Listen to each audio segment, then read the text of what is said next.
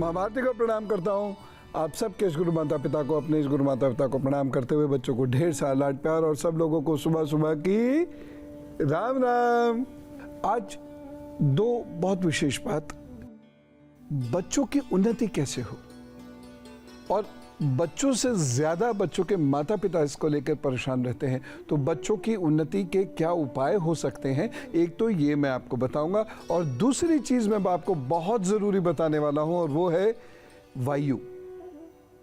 जो हम हवा खींचते हैं ना, ये शरीर में कहाँ जाती है, क्या रोग उत्पन्न कर सकती है और उन रोगों से कैसे हम बच सकते हैं, इसकी चर्चा मैं आपसे करने वाला हूं।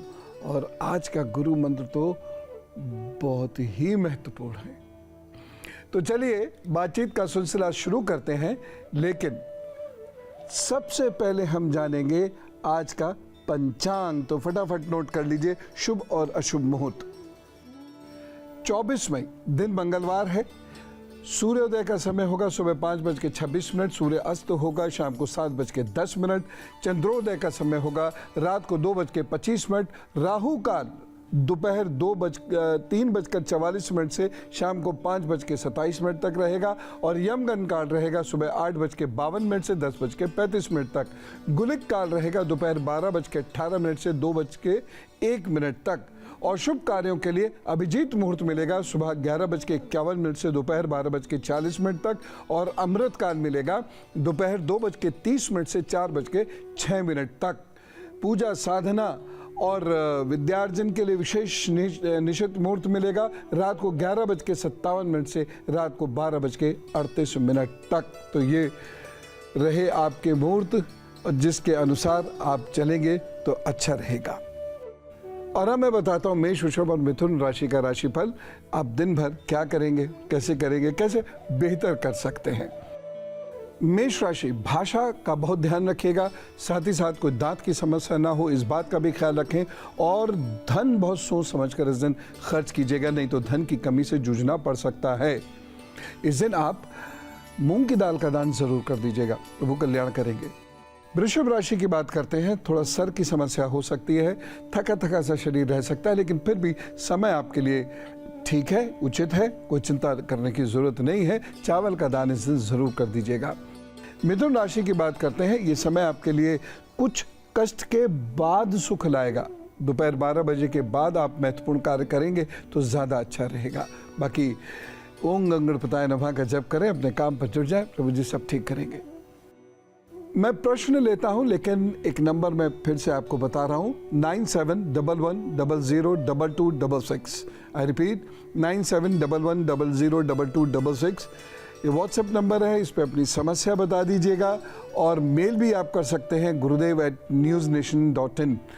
लेकिन जो लोग मेल कर रहे हैं वो कृपा करके अपना फ़ोन नंबर ज़रूर लिखिएगा, अपनी बर्थ डिटेल्स ज़रूर भेजिएगा और उसके साथ साथ प्रॉब्लम क्या है, बर्थ डिटेल नहीं भी भेजेंगे तो चलेगा, लेकिन प्रॉब्लम और फ़ोन नंबर ज़रूर होना चाहिए। सागर जी हमारे साथ हैं फरीदाबाद से, उनसे बात करते हैं। जी राम राम सागर जी। राम राम गुरुदेव, आप कैसे हैं? एकदम अच्छा हूँ, बहुत धन्यवाद। गुरुदेव मेरी माँ हैं, वो बहुत समय से बीमार चल रही हैं। एक के बाद एक नई नई प्रॉब्लम आती जा रही है, बार बार हर तो 2-3 महीने में एडमिट हो जाती हैं हॉस्पिटल में। ओहो हो, क्या है डेट ऑफ बर्थ? जी डेट ऑफ बर्थ है 16/8/1969। जी टाइम है 12:32 दोपहर के। जी प्लेस ऑफ बर्थ है फतेहपुर बलोच, फरीदाबाद। फरीदाबाद जी। क्या घर में कोई तनाव है? जी गुरुदेव। उसी की वजह से ये परेशानी है।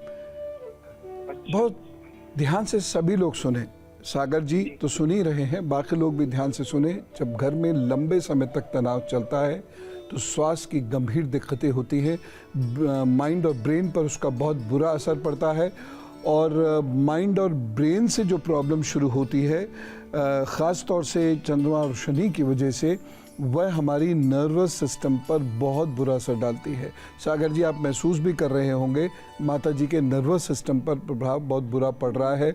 शरीर में भयंकर दर्द और वीकनेस होती होगी और कभी कभी तो इनके प्लेटलेट्स भी एकदम से कम हो जाते होंगे या हीमोग्लोबिन भी इनका एकदम से कम हो जाता होगा। उपाय नोट कीजिए। इनके तलवों पे सरसों के तेल की मालिश रोज़ाना रात को ज़रूर कर दें। उसके बाद गर्दन पर ये इधर भी सरसों के तेल की हल्के हाथ से मालिश नियमित रूप से ज़रूर करें और इनको बोलिएगा ब्राह्मी का सेवन अवश्य कर लें। चिकित्सीय सलाह इनको ज़रूर लेनी चाहिए। और साथ ही साथ शनिवार के दिन उड़द की दाल का दान इनसे ज़रूर करवा दिया कीजिएगा। ये उपाय करने से मुझे पूरी उम्मीद है बेहतर हो जाएंगी। बच्चों की उन्नति को लेकर माता पिता सब बहुत परेशान रहते हैं। नेचुरल है। एक वक्त तो ऐसा आता है कि बच्चे ही जहान हो जाते हैं, वही सारी दुनिया हो जाते हैं। बच्चों की खुशी और उन्नति में ही सब कुछ ढूंढते हैं पेरेंट्स, लेकिन उनके फेलियर को वो सह नहीं पाते। क्या करना चाहिए? कभी कभी घर का कोई एक ऐसा वास्तु दोष होता है जो घर के बच्चों की उन्नति नहीं होने देता। तोड़वाने की कुछ जरूरत नहीं। मैं सिर्फ पहले आपको कारण बता रहा हूं, कॉज बताने के बाद फिर मैं उसका निवारण भी बताऊंगा। ये देखिए कि उत्तर का जो क्षेत्र है उसमें कोई टॉयलेट तो नहीं, उसमें कोई किचन तो नहीं।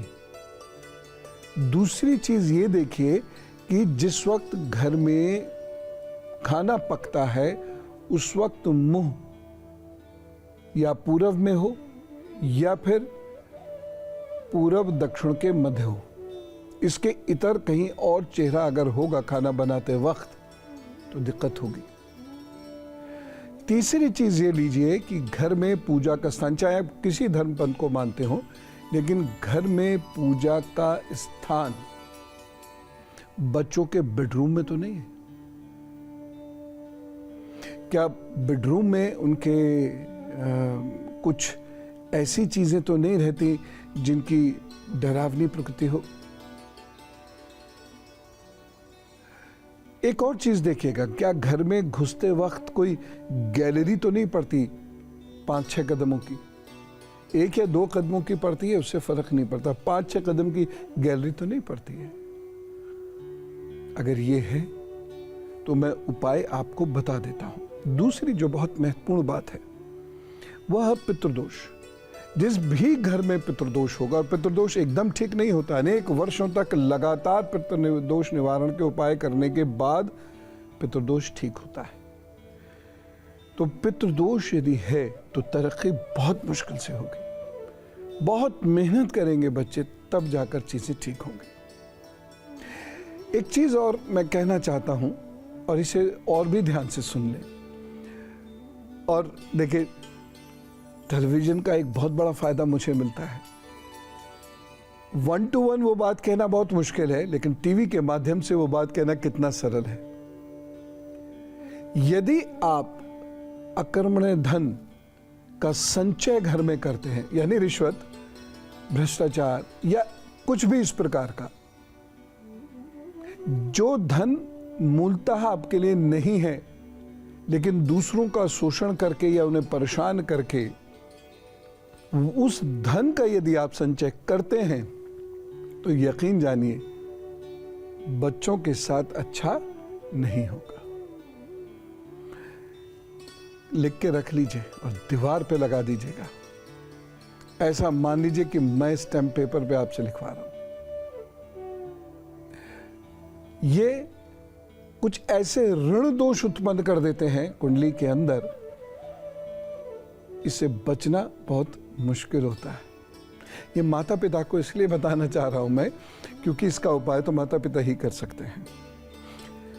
अभी और लक्षण मुझे बताने हैं।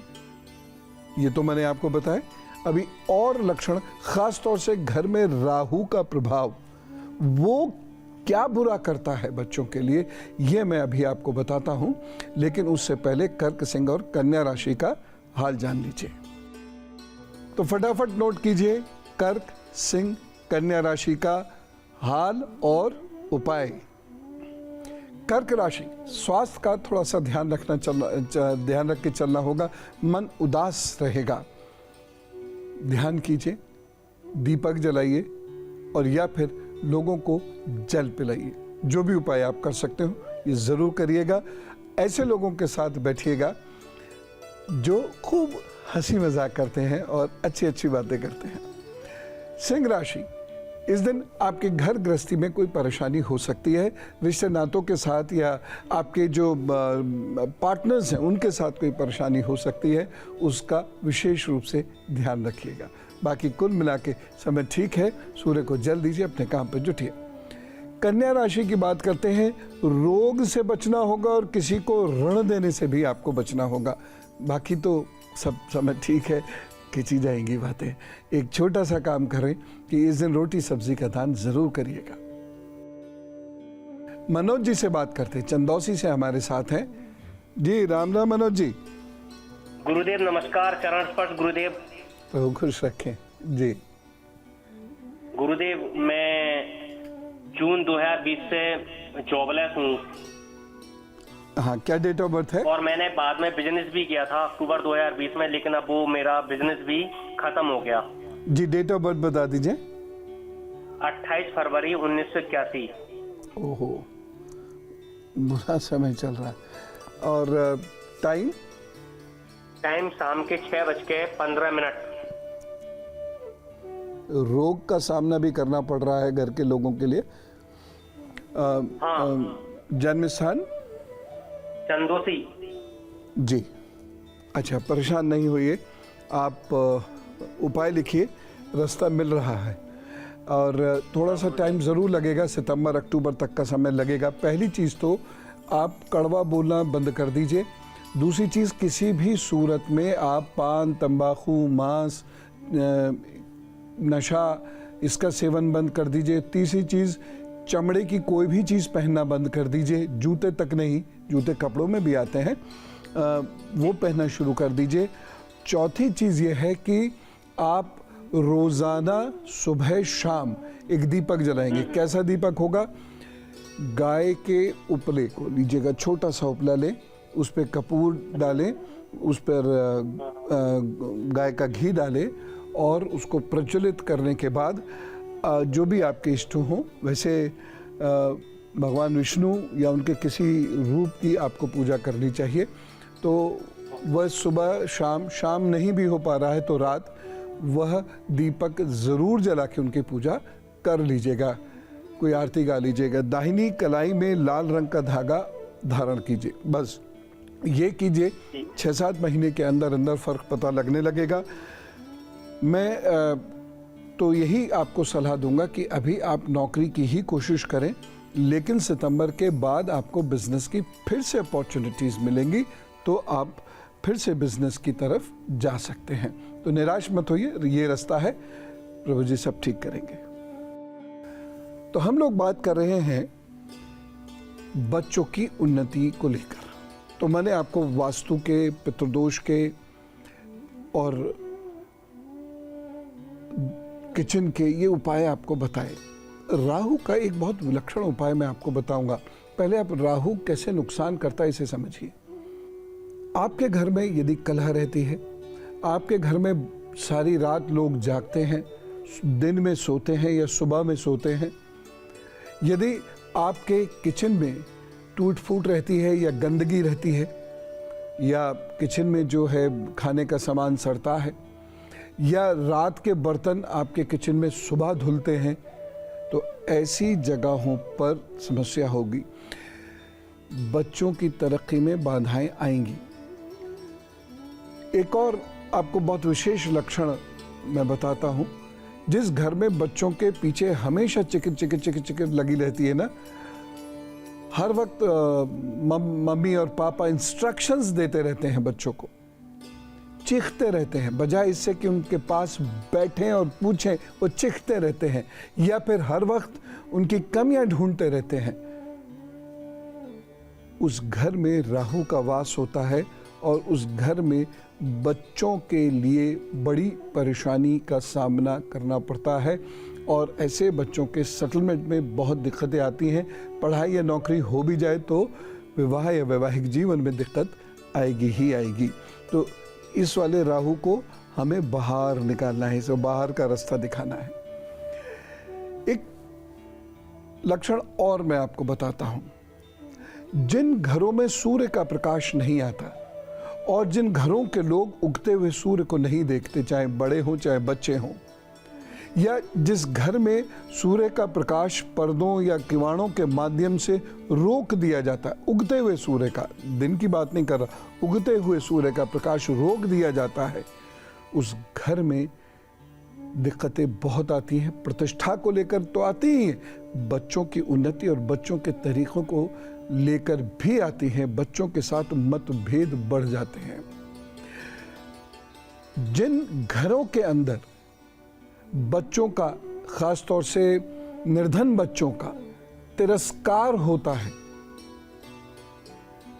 एरिस्टोक्रेसी हमारे खून में घुल चुकी है, इसलिए हम अपने बच्चों के अलावा बाकी को तो कुछ समझते ही नहीं। हाँ, हमारे समकक्ष लोग हो या पैसे वाले हो तो एक अलग बात है, लेकिन जिन भी घरों में बच्चों का तिरस्कार होता है, उस घर के बच्चे भी अपनी जिंदगी में तरक्की नहीं पाते। अब बचेंगे कैसे इन सब चीजों से, ये मैं अभी आपको बताता हूं, लेकिन उससे पहले जानना जरूरी है तुला, वृश्चिक और धनु राशि का हाल और उपाय। तुला राशि के लोगों को इस दिन थोड़ा संभल कर चलना है। मन में दुर्भावनाएं आ सकती हैं और उसकी वजह से आपको भयंकर प्रॉब्लम हो सकती है। साथ ही साथ दौड़ते भागते, उछलते कूदते, सीढ़ियां उतरते भी आपको बहुत ध्यान रखना होगा, हाथ पैर में चोट ना लग जाए। लेकिन समय अनुकूल है, इसलिए चिंता ना करें, चीजें बेहतर जरूर होंगी। आपको थोड़े से हेल्थ को लेकर भी इश्यूज आते दिखाई दे रहे हैं और इन सब से बचने के लिए सबसे बढ़िया तरीका है दुम दुर्गाय नमः मैया का जप कीजिए और थोड़ी देर ध्यान करके फिर अपने काम पे जुट जाइए।